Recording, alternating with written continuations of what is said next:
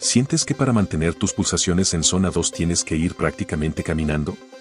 Hoy te voy a enseñar por qué tu base aeróbica está bloqueada y cómo puedes empezar a correr más rápido manteniendo el mismo esfuerzo. Porque seamos sinceros, no hay nada más frustrante que salir a entrenar, ver que tu reloj empieza a pitar como un loco porque te pasaste por una sola pulsación, y tener que frenar en seco y empezar a caminar mientras ves cómo te adelanta hasta una abuela paseando al perro. Sientes que estás perdiendo el tiempo, que tus piernas no avanzan y que esa supuesta zona mágica de quema de grasas es un invento para torturarte.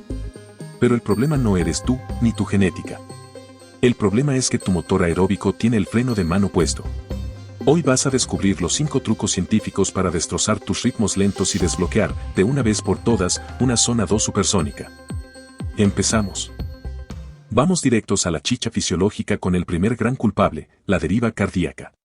¿Te ha pasado que sales a correr? Los primeros 20 o 30 minutos vas feliz de la vida en tu zona correcta, pero de repente, manteniendo exactamente el mismo ritmo tus pulsaciones empiezan a subir solas hacia la zona 3.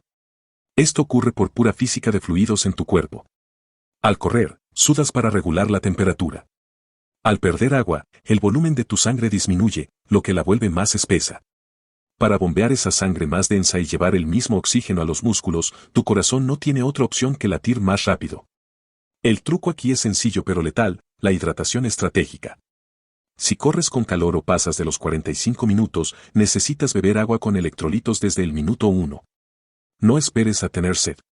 Al mantener el volumen de sangre estable, congelas la deriva cardíaca y obligas a tus pulsaciones a quedarse abajo. El segundo error es un thriller psicológico y biomecánico.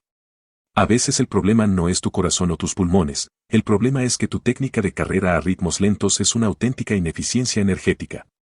Muchos corredores, al intentar ir despacio para no subir de pulsaciones, empiezan a arrastrar los pies. Reducen su cadencia de forma absurda o dan botes exagerados hacia arriba y hacia abajo en lugar de avanzar hacia adelante. Eso es una carnicería mecánica. Estás gastando el doble de energía muscular para moverte a la misma velocidad y ese sobreesfuerzo muscular dispara tu frecuencia cardíaca.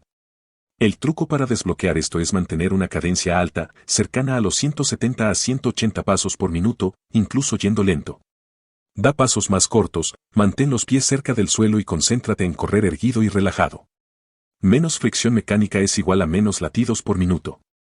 El tercer truco es el arma secreta que los atletas de élite jamás olvidan y que los corredores populares omiten por completo, las strides o rectas de aceleración.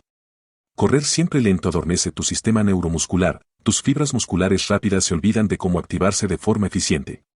Para solucionar esto, al final de 2 de tus rodajes suaves de la semana, vas a meter entre 4 y 6 rectas de unos 80 a 100 metros. No son sprints agónicos al fallo. Es una aceleración progresiva donde buscas tu velocidad máxima controlada durante 15 segundos, concentrándote en una técnica perfecta y luego recuperas caminando por completo. Esto le enseña a tu cerebro a reclutar fibras musculares de forma eficiente a altas velocidades sin acumular ácido láctico y sin afectar en absoluto los beneficios de tu base aeróbica. Es el botón de reinicio para tus piernas. Hablemos de matemáticas puras sobre el asfalto con el truco número 4. Si quieres enseñar a tu cuerpo a utilizar las grasas como combustible principal de forma eficiente para correr rápido a bajas pulsaciones, la frecuencia de estímulo es el rey absoluto. Muchos cometen el error de hacer un solo rodaje de 2 horas el domingo y no volver a correr en toda la semana en zona 2. Eso no funciona. Para el cuerpo, 3 sesiones semanales de 40 minutos en zona 2 son infinitamente mejores que una sola sesión de 120 minutos. La consistencia genera adaptaciones mitocondriales constantes. Al darle estímulos frecuentes, obligas a tus células musculares a crear más mitocondrias, las fábricas de energía de tu cuerpo. A más mitocondrias, más grasa eres capaz de quemar por segundo, y más rápido podrás correr sin que tu corazón tenga que encender las alarmas.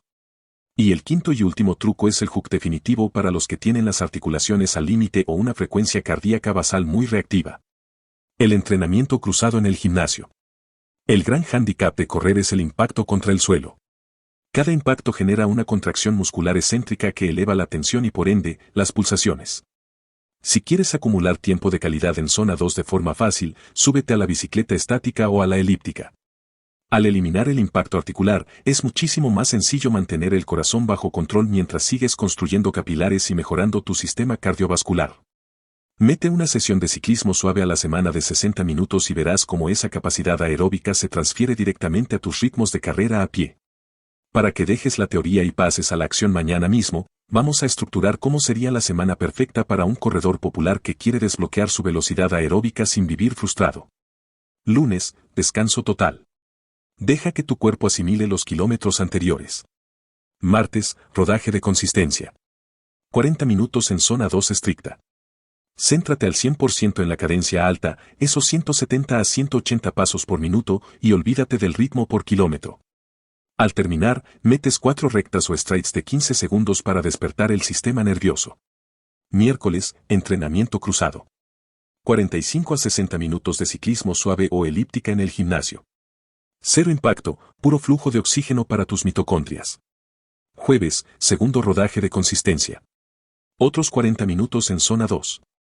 Aquí es donde vas a clavar tu hidratación con electrolitos desde el minuto 1 para congelar la deriva cardíaca. Al acabar, otras 4 rectas de aceleración. Viernes, descanso o fuerza en el gimnasio. Sábado o domingo, el rodaje largo.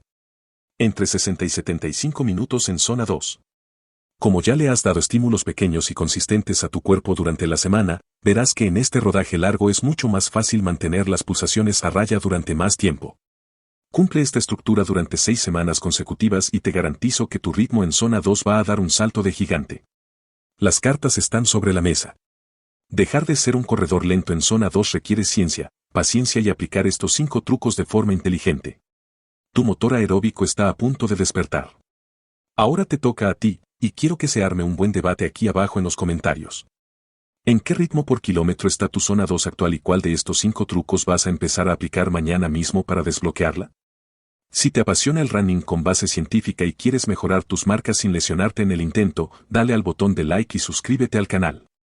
Nos vemos en la pista.